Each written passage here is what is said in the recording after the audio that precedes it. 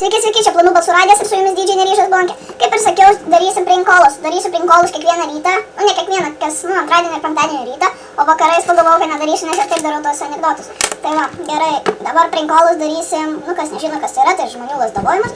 Tai va, skelbia LT ir ieškosim numerį. Dabar einam į transportą. Yra skiltis, nekilnojamas turtas, paslaugos darbas, kompiuterija, komunikacijos, drabužiai, avalynė, technika, pramogos. Nežinau, gal einu į pramogos. Ir gerai, pirmas. Ero ketvirtadienis su Irma ir Deimantė Vilniuje. O, zets.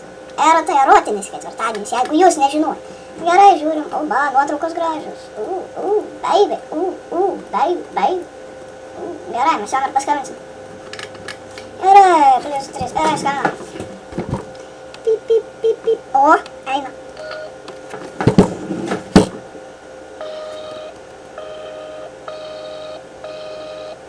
Labą dieną.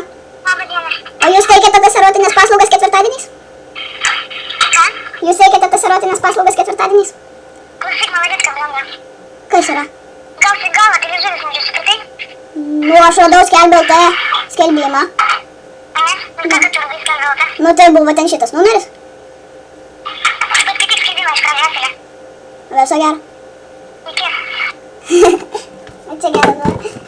Nu gerai, tai vieną dieną darysiu po vieną prankolą, nes ir taip čia jau daug jūs gavote. Sakė man į galvą tos, nors kaip kietai. Nu gerai, tai čia su jumis buvo Planų balsų radijas ir tiek per pietinę muzikėlę girdėsit dabar daugiau dubstepo melodijų ir iki su jumis buvo Planų balsų radijas, viso gero.